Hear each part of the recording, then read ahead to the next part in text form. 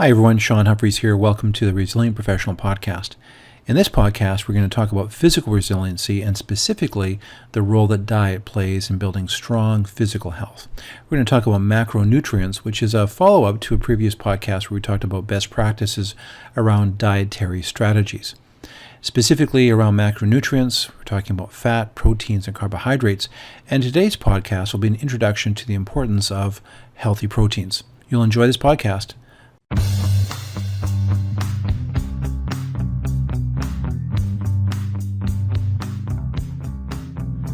Welcome to the Resilient Professional Podcast. Professional success really is a game of inches.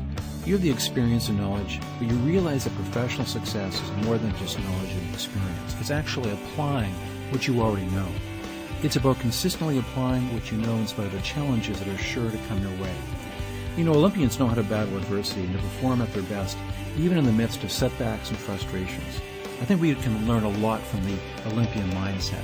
It really is about the cultivation of resiliency. Physical resiliency, emotional resiliency, relational resiliency, cognitive resiliency, resiliency in each aspect of our lives. On a regular basis, we'll unpack these ideas through guest speakers and podcast material that will take you to the next level of professional success. Hi everyone, Sean Humphreys here. Welcome to the Resilient Professional Podcast.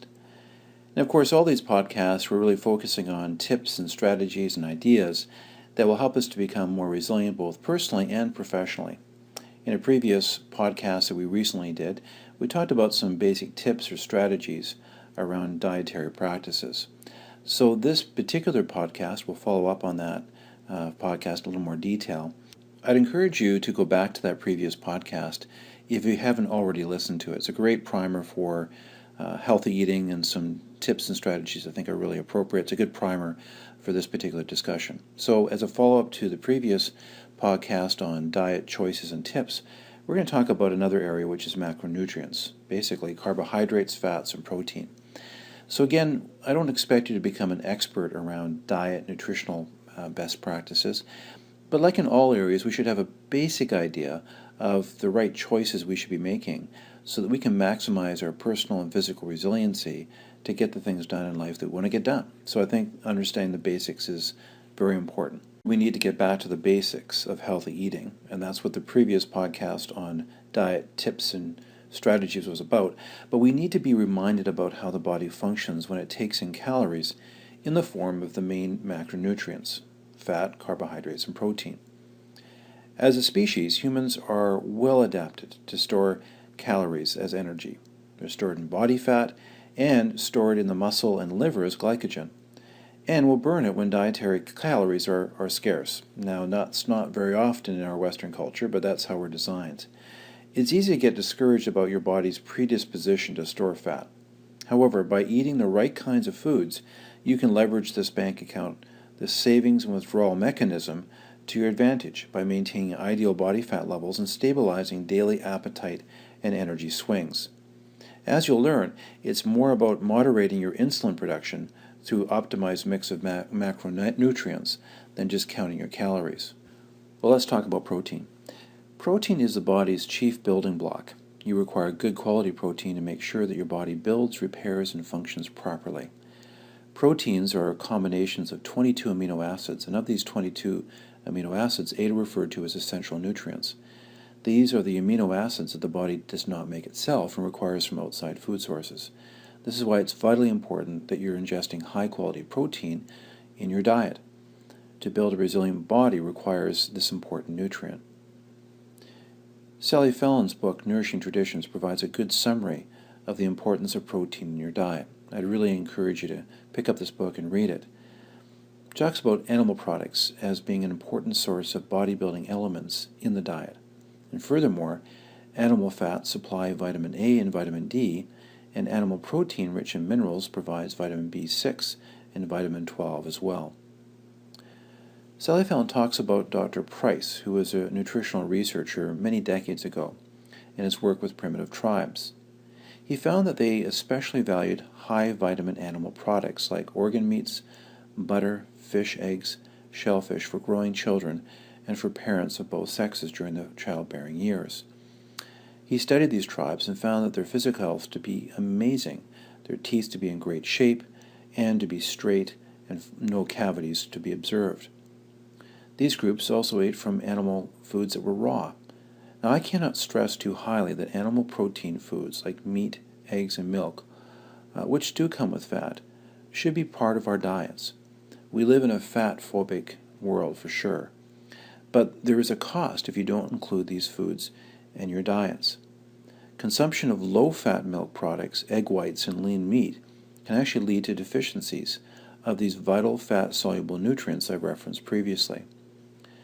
Animal fats and gelatin-rich bone broths also both spare protein and make it go further. It means that protein can be used widely by many people when eaten in broths or combined with animal fat. Individuals who must restrict protein consumption for budgetary reasons should include liberal amounts of good quality animal fats and budget-sparing bone broth in their diets. We've gotten away from these nourishing traditions. It's really something that we should revisit if we want to build robust health. Dr. Price conducted extensive studies of primitive people and found that despite having no modern medical services, like I said, they experienced straight teeth, excellent overall bone function, very low cancer rates, great energy, and virtually no chronic disease.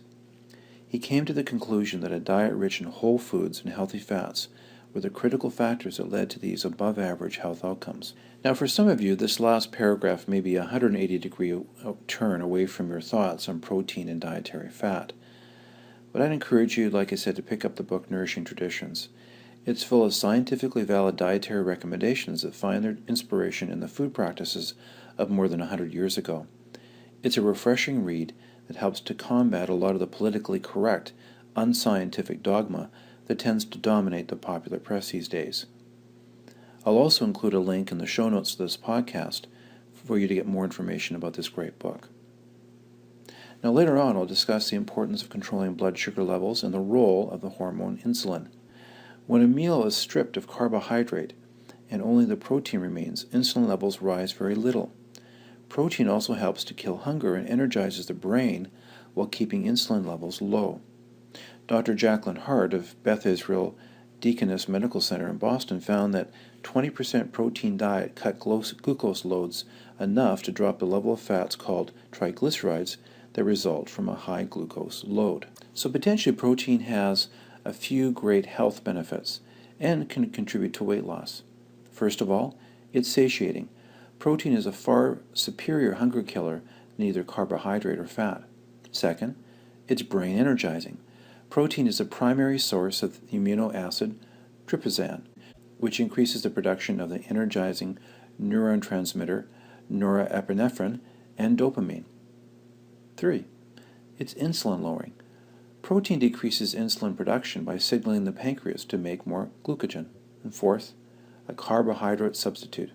Protein serves as a rich carb substitute, which increases glucose load and thereby insulin. So most nutrition researchers are in agreement that protein is essential for building and repairing body tissues and for overall healthy function. Most nutrition researchers are in general agreement that protein is essential for building and repairing body tissues and for overall healthy function.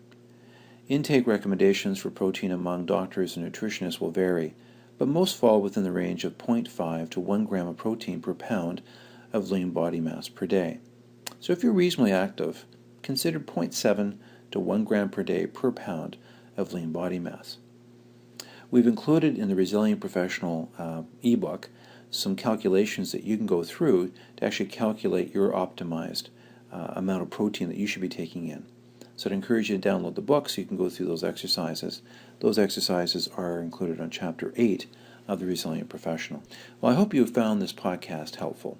We'll continue on. We've included in the Resilient Professional ebook some calculations that you can go through to actually calculate your optimized amount of protein that you should be taking in.